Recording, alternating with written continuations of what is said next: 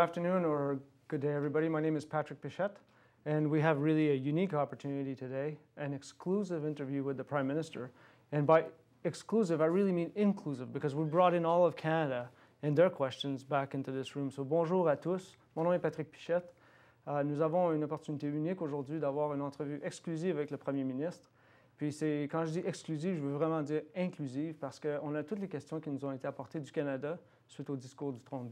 Bonjour, bienvenue, Monsieur le Premier Ministre. So I'll just explain how this works. Sure. In a nutshell, what we have is following the throne speech, we've opened up on Google a page where every Canadian could come up, write either on a text basis or load up their little video and ask questions. And then in addition to this, people could vote. So over 1,800 questions were tabled. Wow. Just around 175,000 votes came in. So this is very participative. This is kind of democracy at work. That's big. Alors, 1800 questions ont été posées, soit en vidéo, soit en texte, et tout près de 175 000 votes à ces questions. What we've done is we've picked from the very top tier a selection of questions. Sure. And then some we'll see on video, and then some also I'll just read the text for you to react as we go. Great. Are we ready to go? We're ready. So the first one is actually a question that has been tabled to us, both in French and English. The gentleman, Joseph Collins from Whitehorse, has a question related to the budget and the budget deficit. So why don't we listen to the question? It'll be on the video. Bonjour Premier ministre, je suis Joseph Collins et j'habite à Whitehorse. Au cours de la dernière élection, vous avez dit que le Canada était dans une situation financière solide et que nous n'allions pas entrer en déficit ou en récession d'ailleurs. En un an, alors que la crise économique se tenait au Canada, nous avons vu le déficit atteindre 56 milliards de dollars. Kevin Page, directeur parlementaire du budget, dit que nous sommes maintenant en déficit structurel. Si tu crois qu'il a raison, comment envisagez-vous de nous en sortir? Et si vous pensez qu'il a tort, qu'est-ce qu'il manque? Merci. Alors, je peux répondre en français. En anglais ou en français, comme vous le désirez. Il m'a posé la question en français, je peux répondre en français. D'abord, depuis la grande chute économique mondiale à la fin de 2008, on a vu presque tous les pays du monde sont dans une position du déficit. Mais la réalité est que la position du Canada, la position fiscale du Canada est beaucoup plus forte que la grande majorité des pays. Notre déficit est un des plus petits dans des pays développés. Ce n'est pas un déficit structurel, ça veut dire un déficit permanent, ce n'est pas ça. Mais c'est essentiel de faire certaines choses pour éviter une telle situation. Et nous sommes très clairs dans le budget.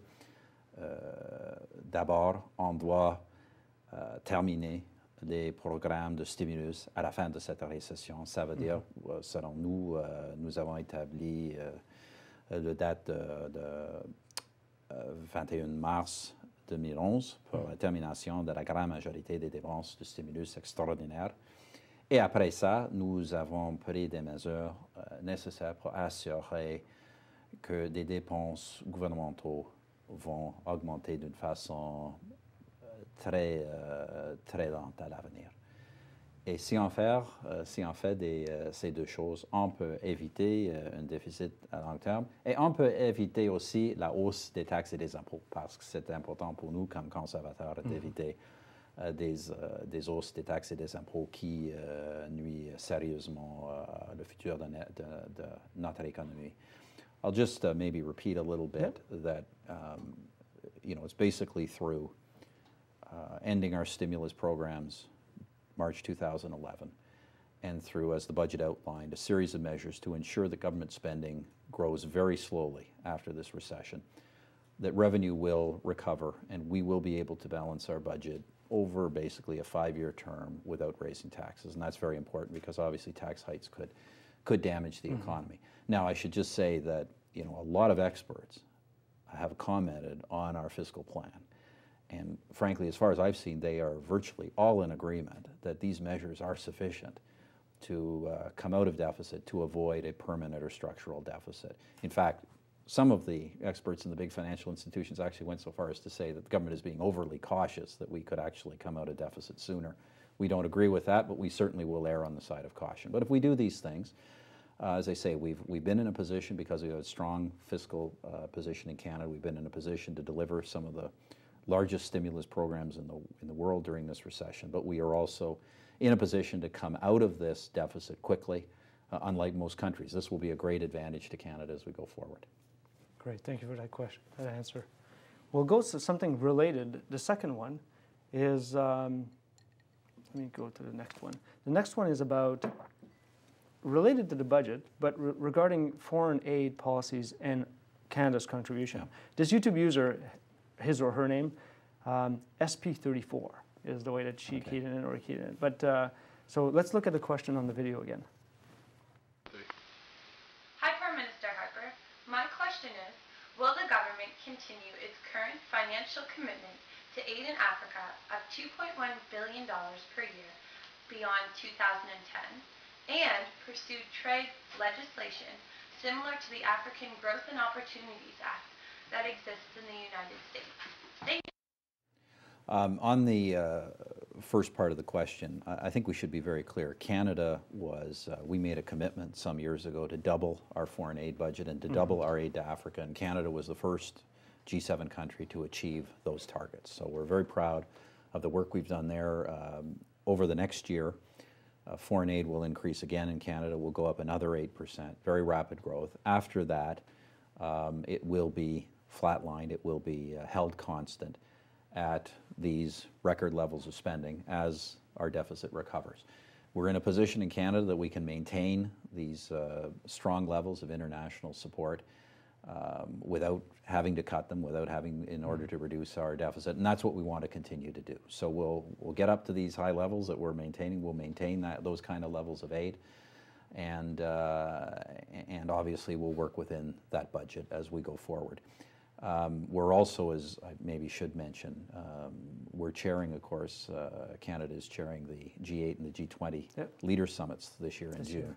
And our priority for development, really, for the G8 meeting is to focus on maternal and child health on a series of investments we want all G8 countries to do in coordination to really save the lives of women and children. We think that with reasonably modest investments, and let's face it, with the fiscal situation that a lot of countries are in, investments in the future are going to have to be fairly modest. But with modest investments, we think we can make a big difference in these areas. So yes, we will be maintaining our aid levels, and obviously focusing on priorities like maternal and child health going forward.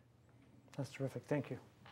We're going to switch, if you don't mind, switching gears from the budget, and we know that Senate reform is something that you've spoken about for many years. Yeah. So we have one representative, Harvey Armstrong from Woodstock, Ontario. He's submitted a question about Senate reform. So why don't we listen to Harvey? Let's watch it on YouTube again. Here's Harvey. Hi, Prime Minister Harper. I'd like to know how you justify having unelected representatives of Canadian citizens in the Senate. Why can't we elect our senators? Thank you. Well, it's a good question by Harvey, and I don't really justify it. My position for a long time is that the Senate should be reformed, and part of that reform should be the ability of people to choose to elect their own senators. I've had an open invitation to Parliament, to the provinces and territories, to allow for elections. We've had election legislation before Parliament that Parliament has chosen not to pass. I've invited the provincial governments across the country to elect senators. We'd certainly be interested in naming some elected senators, and so far only one has done so. That was the province of Alberta. They had an election several years ago. A fellow named Bert Brown, who is the leader of the Triple E Senate reform movement in Canada. Bert was elected in that election. Actually took place before I was in office, but when we had a vacancy in Alberta, I named Bert Brown because he had won, he had placed highest in the Alberta election for the choosing of senators. So we've named Bert, and he continues to push in the Senate, and we'll be continuing to push in this parliamentary session the idea of Senate reform, and particularly of Senate elections. So we'll continue to push that agenda forward. Now, look, in the meantime, what do you do when you don't have elected senators? Yeah. Well, you know, I think the truth of the matter is this: if people don't give me elected senators to name, then I will name senators myself. And obviously, if we don't have elected senators to name, then the Senate should at least be chosen by the government people did elect. Because if I don't name senators in the absence of election, then the Senate will be controlled not just by unelected senators that elect a government that people that represent a government people didn't elect, and that was the previous government. So we'll continue to appoint senators, but I certainly continue to invite Parliament and the provinces to give us elected senators, and I'd be more than happy to name them to the upper house. Great, thank you. I'm sure that Harvey will be thrilled by this answer. Let me change completely topic for a few minutes. Let's grab a bit of water. I want to talk about Afghanistan for a moment. We had B. Jaunty from Waterloo. This is a written question, so there's no video. The question was submitted on the topic of Afghan detainee issue. Yeah. So her question was, why is the government not more open about the Afghan detainee issue? So the question goes on to say, every time a legitimate question is asked, the response is that we should, in quotation, support our troops and look the other way. So that was B. Jaunty's question. Yeah, well, first of all, it's important to say I don't agree with the premise of the question. First of all, this issue has been bandied around now for nearly 4 years. Yeah.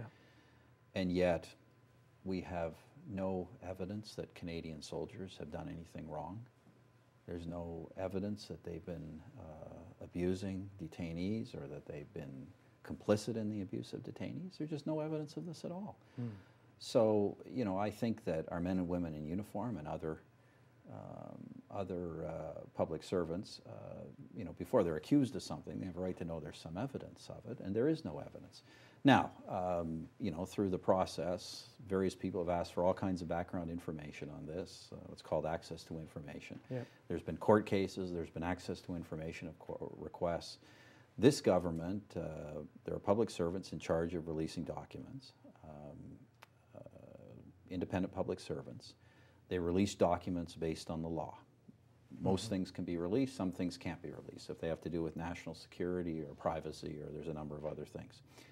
These public servants make the decisions independently on what can or cannot be released according to the law. But tens of thousands of pages of documents have been released. Now, there are some who are saying, well, are they hiding something in the unreleased material?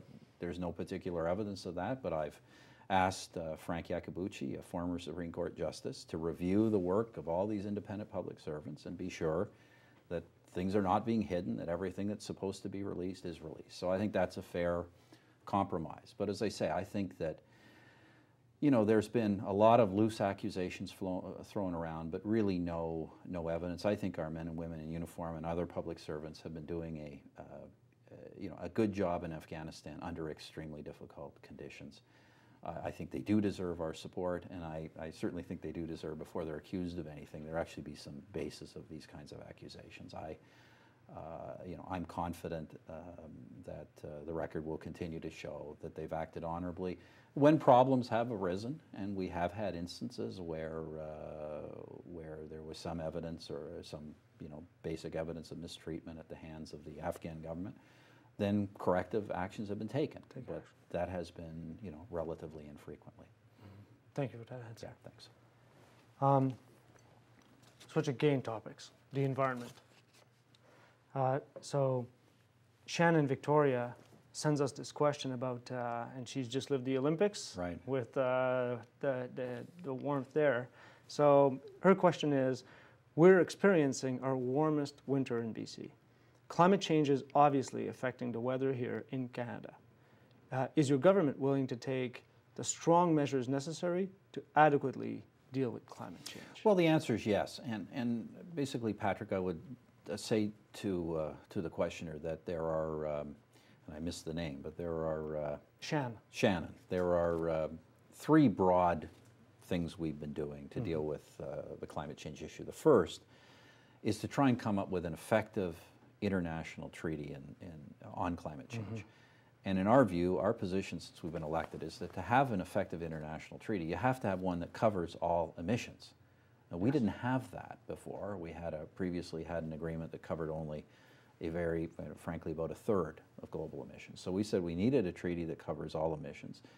And that's the agreement we got at Copenhagen. Now, it's not perfect, but at least for the first time, we have virtually every country in the world saying they will be part of an effort that will include their emissions. So we're obviously making commitments under that agreement, and further negotiation will go forward internationally in the next year or so to try and hammer out some more details on that. So we're doing that internationally. At the continental level, as you know very well from your own background, Patrick, as Yes. a displaced Canadian, we live in an integrated North American economy. We believe we need also a continental approach, particularly when you're dealing with a lot of aspects of regulation or control of actual emissions in Canada. Because the problem we have with the high integration of our economy, if we impose emissions regulations on plants and firms that don't exist just south of the border, those things will move overnight because we have a fully integrated economy. So we need a joint approach. Since President Obama was elected, I mean, you know, President Obama's obviously, you know, had a very different position on this than his predecessor. He certainly indicated a willingness to tackle climate change and to work with us on this. When he came up to visit me in Ottawa shortly after his election, we established what we call a clean energy dialogue, where we're working together on a series of joint projects and ultimately, I hope, a continental cap and trade system on greenhouse gas emissions. So that's the second thing, what we're doing continentally. And then the third thing are some national actions. We continue to fund, I mean, literally billions of dollars into research to deal with the development of clean energy technology. You know, Canada, as you know, is in a remarkable position, is that we are maybe the only country in the world that literally has a surplus of virtually every form of energy. Energy security is not an issue in this country. So whatever the energy mix of the future is, Canada is going to be a major player in the energy business. That's why I say we're an emerging energy superpower, but we want to make sure we're a clean energy superpower. So whatever the future energy mix is, we want to make sure we're doing the most advanced, we have the most advanced technology in those areas, and that we have the cleanest form of energy in all of those areas. That's why we're investing in things like carbon capture and storage. It's why we have, you know, we have a green infrastructure fund in our economic stimulus program. We have a series of what we call eco-energy initiatives to encourage the development of new technology and energy efficiency. We have, you know, as I say, we just have really, we have the gamut. And we're going to make sure whatever the energy mix of the future is, we're a major provider and we're doing it as cleanly as possible. So those are the three things we're doing, both, you know, internationally, continentally, and nationally. Still a lot of work to be done. This is, you know, this is not an easy area. I think what all your viewers should realize is what causes emissions is economic activity. You know, all emissions virtually are caused by either people heating themselves or moving around or engaged in economic activity of some kind. So to change our energy use, carbon footprint over time requires the development and adaptation of a new generation of technology, and that's what we're trying to do. Great, thank you for that question, that answer. We change subject completely again. Sure. We're going to go to seals. Yeah. So the question comes from Foxshot in Windsor, Ontario. The question is as follows: why is the fate of harp seal population in the hand of hunters instead of that of qualified scientists? So please cancel is the request, the 2010 commercial seal hunt. Well, as you know, that's a minority view among Canadians. Let me just say a couple of things about this. First of all, the premise of the question really is wrong. All hunts in Canada, all aspects of the fishing industry are regulated by scientifically based regulations. We would only allow a hunt if it were ecologically sustainable. In the case of seals, as I think many of your viewers will know, the seal is not an endangered species in Canada. We could hunt many, many more seals than we actually hunt if that were the sole criteria. So there's no danger of the seal population disappearing on us. There are literally millions. In fact, all the evidence is it's a growing population.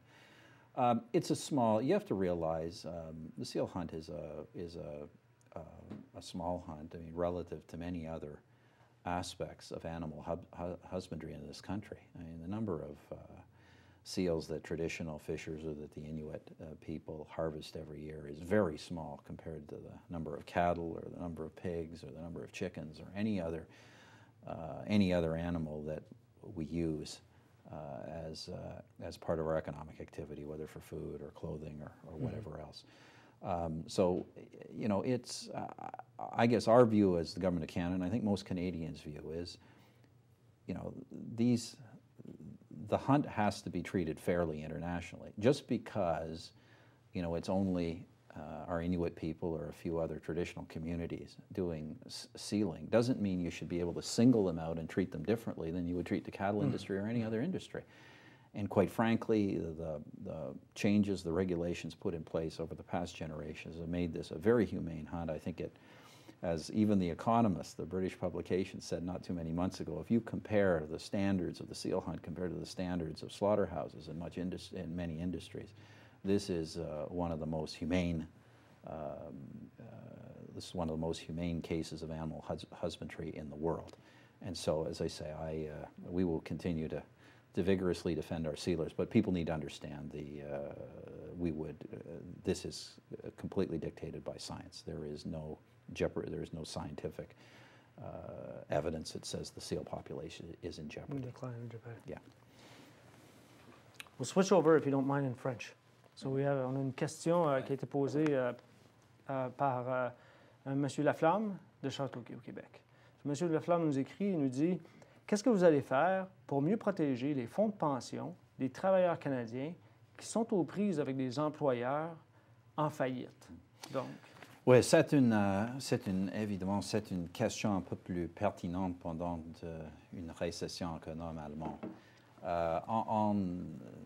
On devrait, je suppose que la question est du Québec et on devrait mentionner d'abord que la réglementation de la grande majorité des plans de pension privés au Canada sont des régimes réglés par des provinces et pas par le fédéral.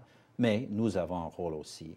Et pendant la crise, notre ministre des Finances et son secrétaire parlementaire, Jim Flaherty et Ted Menzies, ont été en train de consulter avec des intérêts à travers le pays pour examiner ces questions. En automne, nous avons introduit, en collaboration avec les provinces, des changements pour mieux protéger des plans de pension privés. Nous avons changé des règles dans plusieurs cas pour nous adresser aux problèmes de faillite qui existent à ce moment. Mais en général, on devrait comprendre que le régime des pensions privées et publiques au Canada est en général très fort, surtout en comparaison des situations dans des autres pays. Et nous avons fait plusieurs améliorations au régime de pension pour mieux aider des aînés et des retraités. Comme par exemple, nous avons créé le compte d'épargne libre d'impôt pour toute la population, d'avoir un autre véhicule pour accumuler des épargnes pour leur retraite. Nous avons créé, c'est une action très importante, nous avons créé le partage de revenus, la capacité des retraités de diviser leur pension avec leur épouse, leur époux, leur épouse, pour baisser leurs taxes et pour avoir une retraite beaucoup plus sécuritaire. C'est seulement 2 actions que nous avons faites. Nous avons fait plusieurs actions. Et nos consultations continuent, pas seulement avec la population et l'industrie en général, mais aussi avec les provinces, parce qu'on discute, par exemple, la possibilité des améliorations au régime de pension du Canada, régime de pension du Québec, CPP, QPP. Mais pour faire des changements majeurs à ces programmes, qui fonctionnent très bien en général, mais on doit avoir le consensus en a fait des provinces parce que c'est un régime partagé. Merci pour la réponse. Notre prochaine question est aussi écrite, but it's in English, so I'll switch. We'll talk about the criminal justice system is featured prominently in the throne speech. This question is from Chris in Waterloo, and he writes, since research has shown that mandatory minimum sentencing does not deter future crime, what makes you, as a Prime Minister, believe this is still an effective way of prosecuting criminals? Well, I think the view of the population of Canada on this issue is actually pretty clear. That when serious crimes are committed, people expect the penalties to match these crimes. And obviously, you know, for 40 years, our criminal justice system was going in a very different direction. We were, you know, there were these arguments that told people somehow if you don't punish criminals, that crime will go away. I never quite understood the philosophy, but I think people understand that that approach has not been effective. So we have been, since we've come into office, trying to toughen up our laws and make sure that crimes are appropriate. You know, for example, we think that if people commit serious crimes, violent crimes, we don't think it's appropriate that they would serve their sentence at home. What's called conditional sentence is effectively house arrest. We don't think it's appropriate that very serious or repeat crimes would not be subject to at least some kind of minimum penalty, minimum prison time. I mean, surely, if a crime is serious enough, a murder charge, for example, there should be some prison time for a murder charge. So these are the kinds of changes we've been making over time. They've been very well supported by the Canadian public. I don't want to say crime is out of control in this country, but we do know that there have been some very worrying growth areas, particularly if you look at the areas of guns, gangs, and drugs.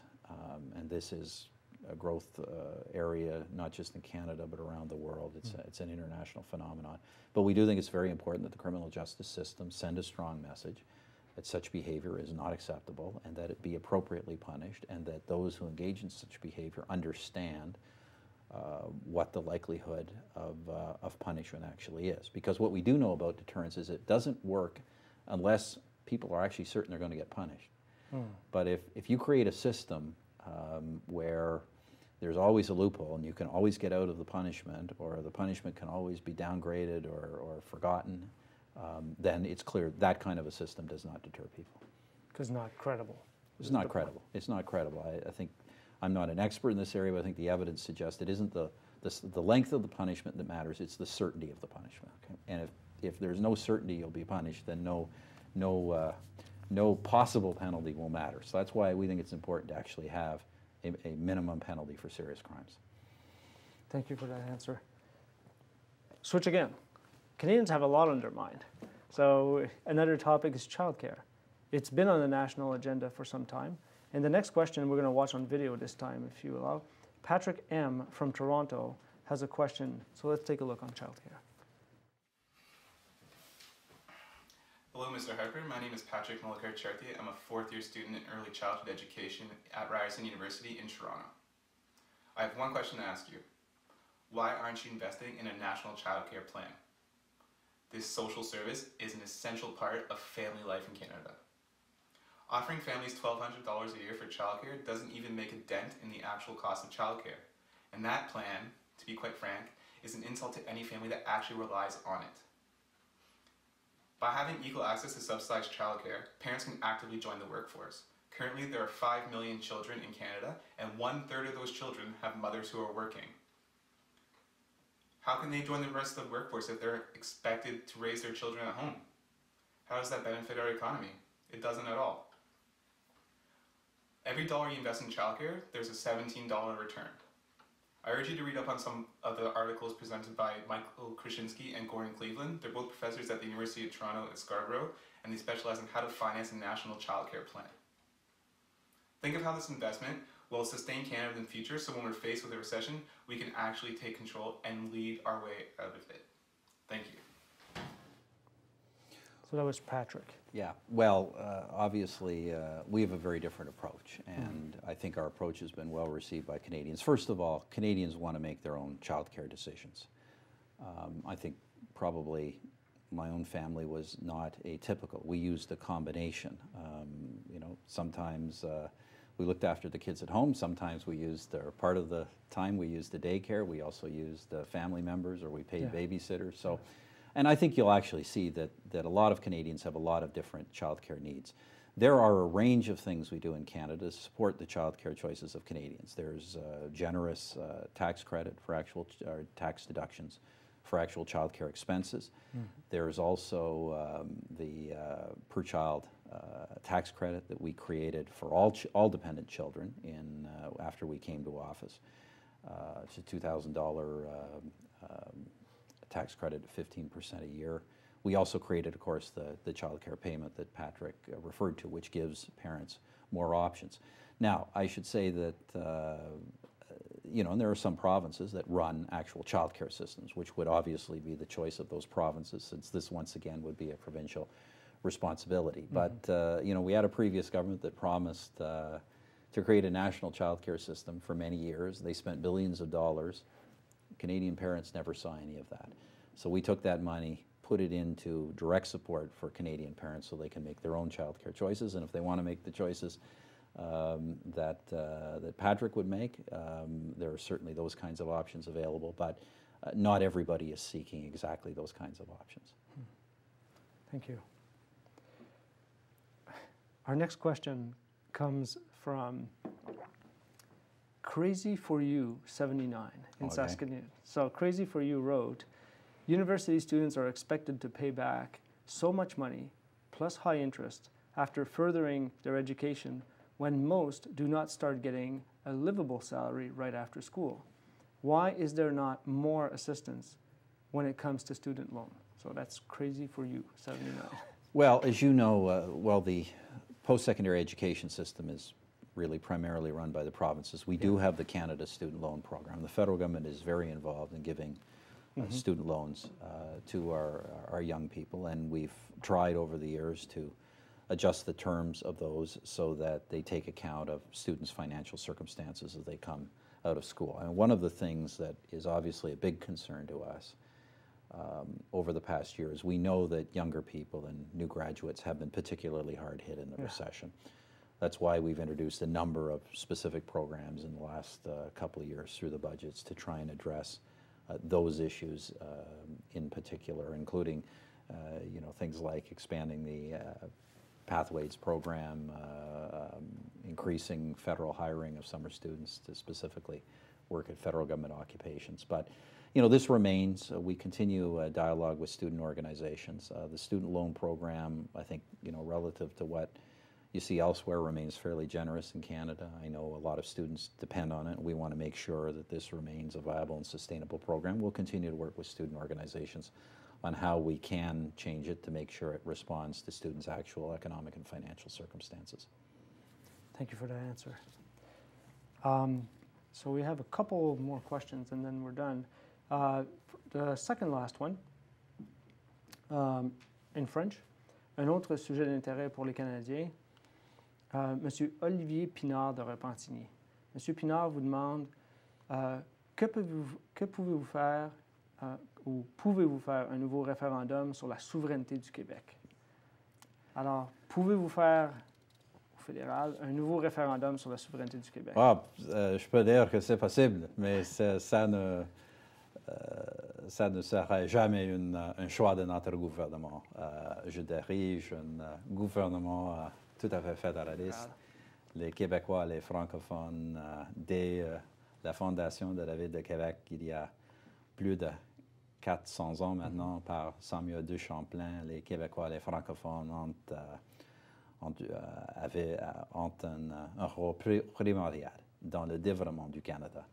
Et notre gouvernement est très dévoué à l'unité de notre pays, comme je pense, pas seulement la grande majorité des Québécois, mais la grande majorité de tous les Canadiens. Et nous sommes ici pour assurer que le fédéralisme répondre aux besoins de tous les Canadiens. Nous sommes, c'est important de dire quelque chose, nous sommes dans une situation économique, une situation internationale, de temps en temps avec beaucoup de dangers.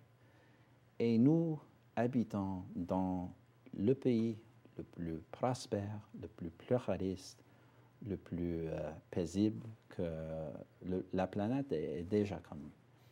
Et à mon avis, c'est essentiel. C'est le devoir numéro un du gouvernement national de préserver notre unité et les grands bénéfices que nous avons tous et toutes par notre participation dans ce pays merveilleux.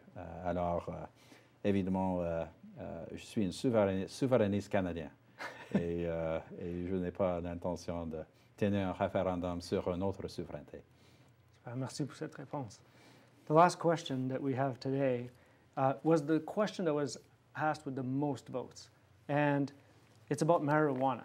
Oh, really? It was. The question with the most votes tackled the subject of marijuana, and it is written as follows. A majority of Canadians, when polled, say they believe marijuana should be legal for adults, just like alcohol. Why don't you end the war on drugs and focus on violent criminals? Well, it's a good question. I'm not sure I've seen this particular poll. There are different polls on this subject that show different things, but you know, I have two say young children. I guess they're now Ben and Rachel are now getting pretty close to 14 and 11. So maybe they're not that young, but they are at the age where they will increasingly come into contact with drug use. And I guess as a parent, this is the last thing I want to see for my kids or anyone else's children.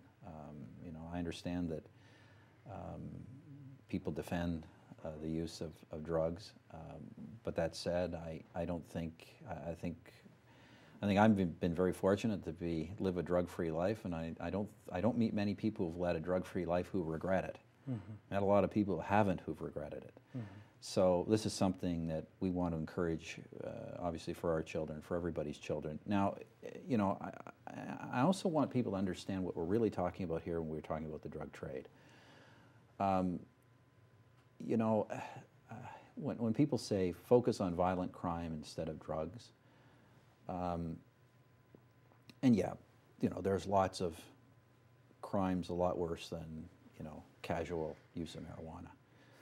But when people are buying from the drug trade, they're not buying from their neighbor. They are buying from international cartels that are involved in unimaginable violence and intimidation and social disaster and catastrophe all across the world. All across the world. I just wish people would understand that. And not just on drugs, even when people buy an illegal carton of cigarettes and they avoid tax, that they really understand the kind of criminal networks that they are supporting and the damage they do.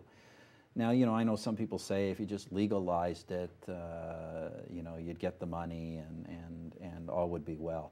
But I think that rests on the assumption that somehow drugs are bad because they're illegal. The reason it's not that. The reason drugs are illegal is because they are bad. And even if these things were legalized, I can predict with a lot of confidence that these would never be respectable businesses run by respectable people.